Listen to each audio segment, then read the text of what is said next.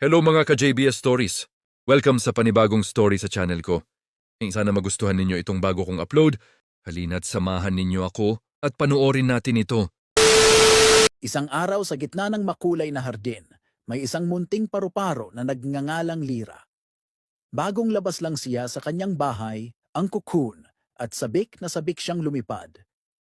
Habang masayang lumilipad si Lira sa paligid, biglang umihip ang malakas na hangin.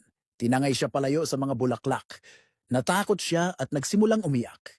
Bakit naman ganito agad? Gusto ko lang namang lumipad ng masaya, sabi ni Lira habang humahampas ang hangin. Ngunit sa di kalayuan, narinig niya ang boses ng isang matandang tutubi. Huwag kang sumuko, munting paru-paro. Ang hangin na tinatakutan mo ay siya ring magpapatibay sa iyong mga pakpak. Nag-isip si Lira.